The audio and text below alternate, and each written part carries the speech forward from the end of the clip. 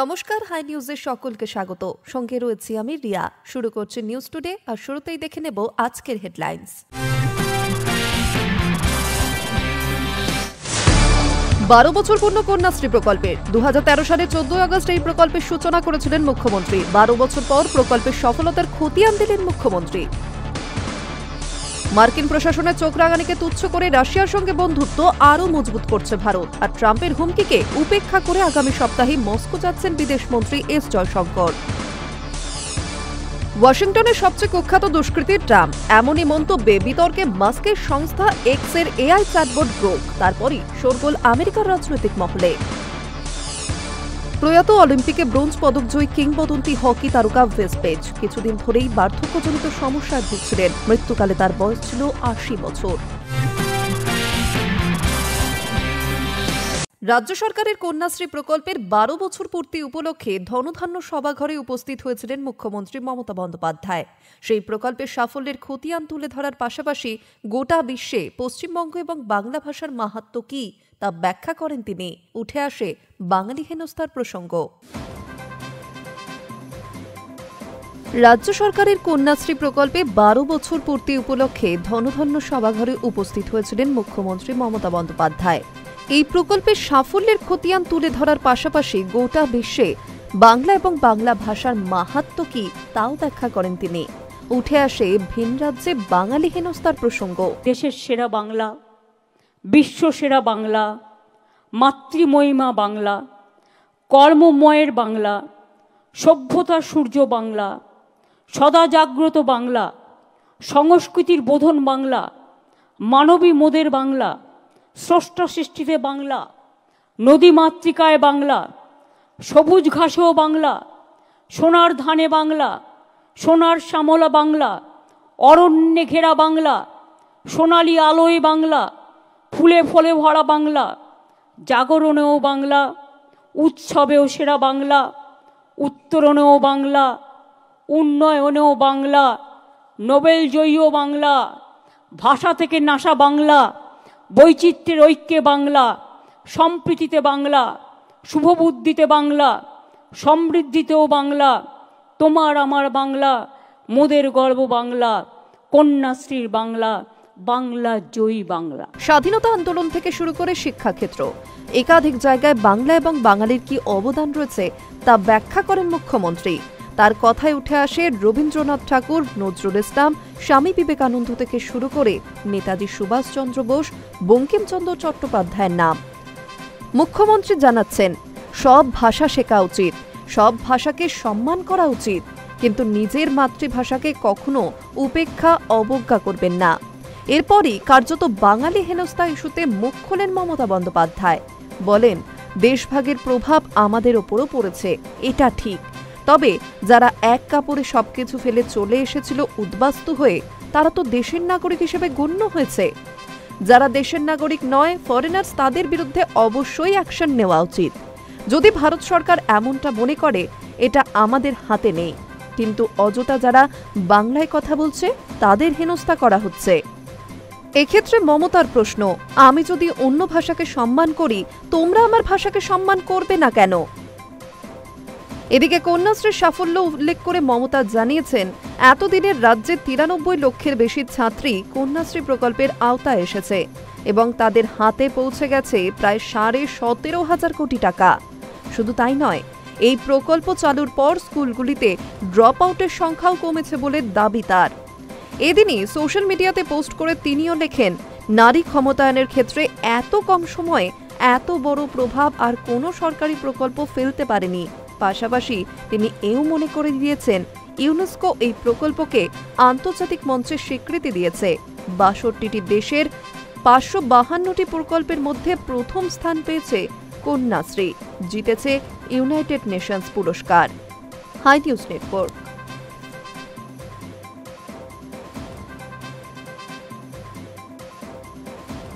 রাত পেরোলেই স্বাধীনতা দিবস, তারই প্রাক্কালে দেশভাগের সেই ভয়াবহ দিনগুলির কথা মনে করালেন প্রধানমন্ত্রী নরেন্দ্র মোদী।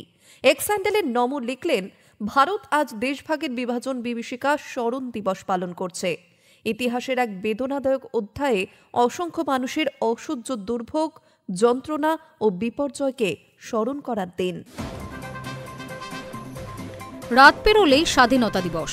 তারই প্রাক্কালে দেশ বিভাগের সেই ভয়াবহ দিনগুলির কথা মনে করালেন প্রধানমন্ত্রী নরেন্দ্র মোদী। বৃহস্পতিবার 14ই আগস্ট বিভাজন বিভীষিকা স্মরণ দিবস উপলক্ষে এক স্যান্ডেলে নমো লিখলেন, ভারত আজ দেশ বিভাগের বিভাজন বিভীষিকা স্মরণ দিবস পালন করছে। ইতিহাসের এক বেদনাদায়ক অধ্যায়, অসংখ্য মানুষের অসহ্য দুর্ভোগ, যন্ত্রণা ও বিপর্যয়কে স্মরণ করার দিন। পাশাপাশি প্রধানমন্ত্রী আরও লিখলেন, আজ সেই সকল মানুষের অদম্য মানসিক শক্তিকে শ্রদ্ধা জানানোর দিন, যারা সেই অকল্পনীয় দুঃখের মধ্যেও নতুন করে জীবন শুরু করার সাহস পেয়েছিলেন। অনেকেই সেই ধ্বংসস্তূপের মধ্যে থেকে উঠে এসে অসাধারণ কৃতিত্ব অর্জন করেছেন। তাদের জীবনের গল্প আমাদের সামনে মানবিক সহিষ্ণুতা ও সাহসের উদাহরণ। এই দিনে আমরা শুধু সেই অতীতকে স্মরণ করি না, বরং ভবিষ্যতের প্রতি দায়িত্ব নিয়ে শান্তি রক্ষা, পারস্পরিক বোঝাপড়া বৃদ্ধি এবং আমাদের বিবিধ সংস্কৃতির বন্ধনকে আরও মজবুত করার জন্য এগিয়ে যাই। 1947 সালের 14ই আগস্ট শুধু ভারতবর্ষ নয়, গোটা বিশ্বের ইতিহাসের এক রক্তাক্ত দিন। কারণ ব্রিটিশ সরকারের কূটনৈতিক চালে আর র্যাডক্লিফ সাহেবের কলমের খোঁচায় আর মোহাম্মদ আলী জিন্নার দ্বিজাতি তত্ত্বের ভিত্তিতে দেশ দ্বিখণ্ডিত হল। আসলে বোধহয় দ্বিখণ্ডিত নয়, ত্রিখণ্ডিত। একদিকে পশ্চিম পাকিস্তান, অন্যদিকে পূর্ব পাকিস্তান। যে মানুষটা জানত যেখানে তার ঘর, বড় হয়ে ওঠা আত্মীয় স্বজন, কাছের মানুষ সবাই যেখানে মিলেমিশে থাকে, সেটাই তার দেশ। গুটি কয়েক লোকের তুগলকি সিদ্ধান্তে হঠাৎই সেই দেশটা একদিন হয়ে যায় পরদেশ। সে জানতে পারে তার ধর্মের আর তার লোকজনের দেশ সেটা নয়। তার দেশ কাঁটাতারের ওপারে। নিজের ঘর, স্বজন সব ছেড়ে চলে যেতে হবে। আর নতুন দেশে তার পরিচয় হবে শরণার্থী। এর পরবর্তী ইতিহাস সকলেরই জানা। কিন্তু দেশভাগের ফলে অসংখ্য মানুষকে যে ক্ষতি মুখ বুজে মেনে নিতে হয়েছে তা অপূরণীয়। সেই কথা এদিন আরও একবার সকলকে স্মরণ করিয়ে দিলেন প্রধানমন্ত্রী। Hi news network. শুক্রবার স্বাধীনতা দিবস। স্বাধীনতার শতবর্ষের দিকে এগোচ্ছে ভারত। কিভাবে স্বাধীনতা অর্জন করেছিল ভারত? কিভাবে বদলে গেল 15ই আগস্ট স্বাধীনতায়? শুক্রবার স্বাধীনতা দিবস। স্বাধীনতার ৭৮তম বর্ষে পা দেবে এবার। প্রত্যেক বছরের মতো এবছরও প্রধানমন্ত্রী নরেন্দ্র মোদী লালকেল্লা থেকে জাতির উদ্দেশ্যে ভাষণ থাকবে। স্বাধীনতার শতবর্ষের দিকে এগোচ্ছে ভারত। তবে আজকের দিনে দাঁড়িয়ে ফিরে দেখা দরকার কিভাবে এই স্বাধীনতা অর্জন করেছিল ভারত। ব্রিটিশ শাসনের অধীনে 200 বছর কেটেছে। ভারতের স্বাধীনতা আন্দোলনের ধিকি ধিকি আজ চলছিল অনেক দিন ধরে।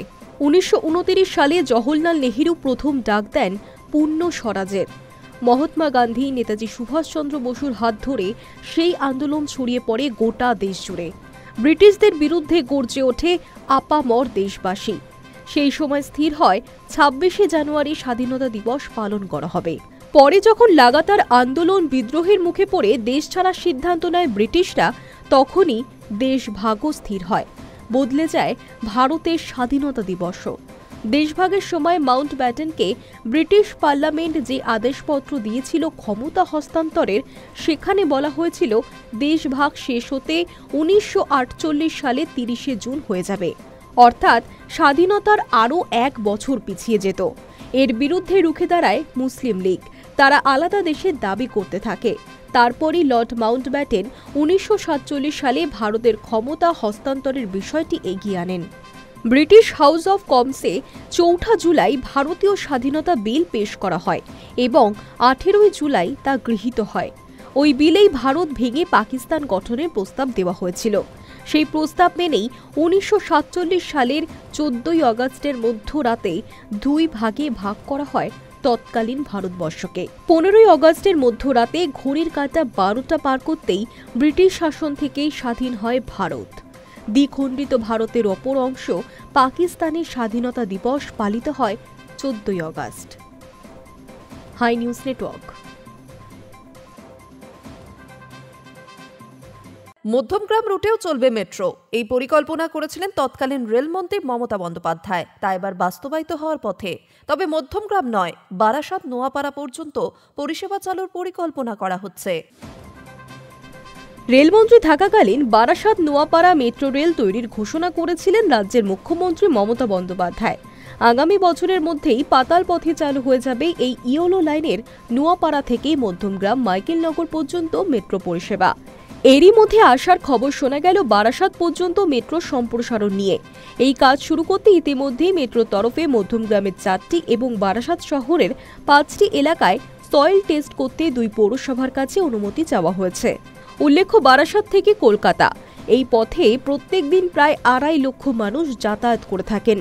এই বিপুল সংখ্যক মানুষের কথা ভেবেই উত্তর শহরতলির রেলের শিয়ালদা বনগাঁ শাখার ভিড় কমানো সহ এয়ারপোর্ট থেকে 12 নম্বর জাতীয় সড়কের যানজটের হ্রাস টানতেই 2010 থেকে 2011 সালে বারাসাত নোয়াপাড়া মেট্রো রেল তৈরির কথা ঘোষণা করেছিলেন তৎকালীন রেলমন্ত্রী মমতা বন্দ্যোপাধ্যায়। জানা গিয়েছে, প্রস্তাবিত এই রেলপথটি 2টি ভাগে বিভক্ত। প্রথমটি Noapara station, Dum Dum cantonment, Jessore road, Birati এবং মাইকেলনগর। এর মধ্যে নোয়াপাড়া ও দমদম ক্যান্টনমেন্ট এই 2টি স্টেশন উত্তোলিত পথে, যশোর রোড স্টেশন থেকে বাকিটা পাতাল পথে। দ্বিতীয় অংশটি মাইকেলনগর থেকে বারাসাত পর্যন্ত।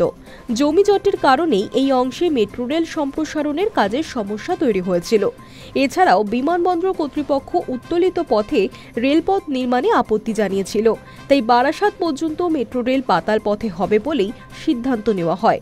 এই পথের মোট দৈর্ঘ্য 11.85 কিলোমিটার। প্রস্তাবিত স্টেশনগুলি হল বিধানপল্লী, চৌমাথা সংলগ্ন মধ্যমগ্রাম, হৃদয়পুর, বারাসাত বিদ্যাসাগর স্টেডিয়াম, কাছারি ময়দান, বারাসাত ইএমইউ কারশেড, যশোর রোডের কাছে জয়পুর এবং 12 নম্বর জাতীয় সড়ক সংলগ্ন সুরিপুকুর। মেট্রো রক্ষণাবেক্ষণের জন্য জয়পুরে ভূপথে ডিপো তৈরিও ভাবনা রয়েছে। ইতিমধ্যেই মেট্রো কর্তৃপক্ষ সার্ভে করে ড্রয়িং তৈরির পথে সয়েল টেস্টের অনুমতি চেয়েছে। এরপর ধাপে ধাপে পরবর্তী কাজ শুরু করা হবে বলে জানা যাচ্ছে।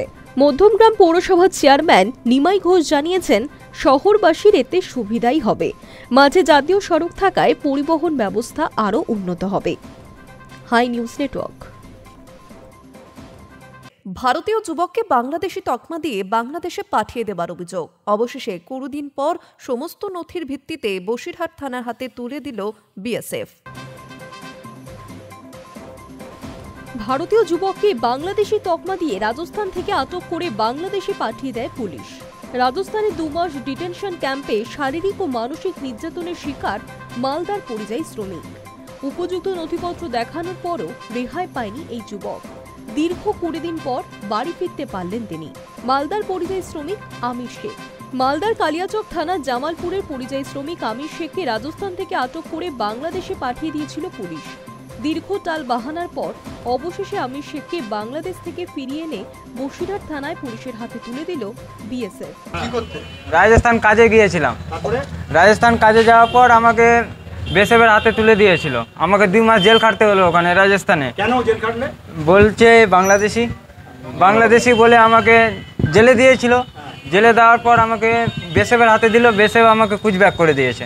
মানে কোথায় নিয়ে গিয়েছিল তোমাকে? কারা পাঠিয়েছিল কোথায়? হ্যাঁ, তোমাকে ওই জেলের থেকে কোথায় পাঠিয়েছিল? বাংলাদেশে আমাকে এখানে বর্ডারে দিয়েছিল। জানা গিয়েছে, মালদার এই যুবক কর্মসূত্রে রাজস্থানে গিয়েছিল শ্রমিকের কাজ করতে। সেই সময় সেখানকার পুলিশ তাকে বাংলাদেশি বলে সন্দেহ করে আটক করে। তারপর ওই যুবক পরিবারের সঙ্গে যোগাযোগ করলে পরিবারের কাছ থেকে ভারতীয় নাগরিকত্ব প্রমাণ পাঠিয়ে দেয় রাজস্থানের পুলিশ। তারপরেও তাকে বাংলাদেশে পাঠিয়ে দেওয়া হয়েছে। বাংলাদেশে যাওয়ার পর সেখানকার এক যুবকের মোবাইলে ভিডিও করে পোস্ট করা হয় সোশ্যাল মিডিয়ায়। তারপরই তোলপাড় পড়ে যায় বিভিন্ন মহলে। অবশেষে সেই যুবককে ফিরে পেল তার পরিবার। বসিরহাট থানার পুলিশ আমির শেখের প্রয়োজনীয় নথিপত্র খতিয়ে দেখার পর তাকে তার পরিবারের হাতে তুলে দেয়। বাংলার পরিযায়ী শ্রমিকদের যেভাবে হেনস্থার মুখে পড়তে হচ্ছে তার বিরুদ্ধে মুখ খুলেছেন অধীর রঞ্জন চৌধুরী। তার দাবি, পরিযায়ী শ্রমিকদের জন্য রাজ্য সরকারের তরফে একটা পরিচয়পত্র তৈরি করা হোক। মনে করুন কোন পরিযায়ী শ্রমিককে জিজ্ঞাসাবাদে ডেকেছে পুলিশ, ডাকতে পারে, আমাকেও ডাকতে পারে। পুলিশের কাছে গিয়ে তাকে কি বলবে? সে আমার বাড়ি এখানটায়, আমার গ্রাম এটা তো বলবে। এবার ওখানকার পুলিশ যখন এখানকার পুলিশকে জিজ্ঞেস করছে, এরা কোনো জবাব দিচ্ছে না। ফলে ওই পরিযায়ী শ্রমিক যারা পশ্চিমবঙ্গের পরিযায়ী, তারা কিন্তু পশ্চিমবঙ্গের প্রশাসনের উদাসীনতার কারণে তারা কিন্তু সেখানটায় অত্যাচারের শিকার হচ্ছে। সেজন্য আমার বক্তব্য একটাই, সেটা যে পরিযায়ী শ্রমিকদের জন্য রাজ্য সরকারের পক্ষ থেকে একটা পরিচয়পত্র ইস্যু করা হোক। সেই পরিচয়পত্র অনুযায়ী রাজ্যের প্রশাসন তৎপর থাকুক। Hi news Network. মার্কিন প্রশাসনের চোখ রাঙানিকে তুচ্ছ করে রাশিয়ার সঙ্গে বন্ধুত্ব আরও মজবুত করছে ভারত। আর ট্রাম্পের হুমকিকে উপেক্ষা করে আগামী সপ্তাহে মস্কো যাচ্ছেন বিদেশমন্ত্রী এস জয়শঙ্কর। মার্কিন চোখ রাঙানিকে তুচ্ছ করে রাশিয়ার সঙ্গে বন্ধুত্ব আরও মজবুত করছে ভারত। সূত্রের খবর, আগামী সপ্তাহেই মস্কো যাচ্ছেন বিদেশমন্ত্রী এস জয়শঙ্কর। দিন দুয়েকের রাশিয়া সফরে তিনি বৈঠক করতে পারেন রুশ বিদেশমন্ত্রী সের্গেই লাভরভের সঙ্গে।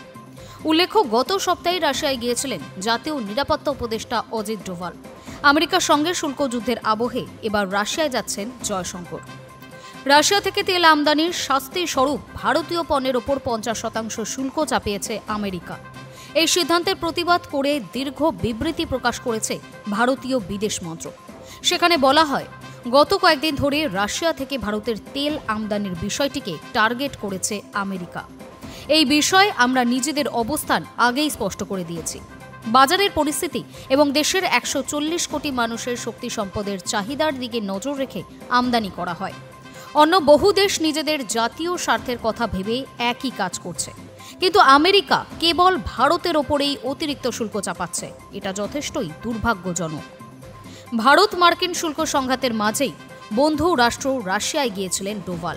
ক্রেমলিনে তার সঙ্গে সাক্ষাৎ হয় রুশ প্রেসিডেন্ট ভ্লাদিমির পুতিনের। তাদের দ্বিপাক্ষিক বৈঠকে দুই দেশের কৌশলগত অংশীদারিত্ব নিয়ে কথা হয়েছে বলেই জানা গিয়েছে রুশ সংবাদ মাধ্যম সূত্রে। তবে বৈঠকে কি বিষয়ে আলোচনা হয়েছে তা নিয়ে বিশদে কিছু জানা যায়নি। এবার রাশিয়ায় যাচ্ছেন বিদেশমন্ত্রী। উল্লেখ্য, 50% শুল্ক চাপার পরই পুতিনের সঙ্গে ফোনে কথা বলেছিলেন প্রধানমন্ত্রী নরেন্দ্র মোদী।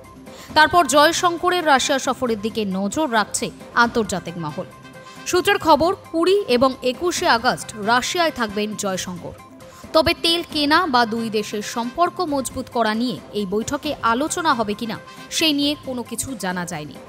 তবে রুশ তেল আমদানি নিয়ে আমেরিকা যতই রক্তচক্ষু দেখাক না কেন, ভারত তাতে পাত্তা দিচ্ছে না, তার প্রমাণ ডোভাল জয়শঙ্করের রুশ সফর।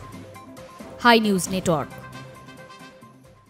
ওয়াশিংটনের সবচেয়ে কুখ্যাত দুষ্কৃতী মার্কিন প্রেসিডেন্ট ডোনাল্ড ট্রাম্পকে এমনই উত্তর দিয়ে ফের বিতর্কে ইলন মাস্কের সংস্থা এক্সের এআই চ্যাটবট গ্রোক। জনৈক এক্স ব্যবহারকারীর প্রশ্নে গ্রোকের সোজাসাপটা উত্তর প্রকাশ্যে আসতেই শোরগোল পড়ে গিয়েছে আমেরিকার রাজনৈতিক মহলে।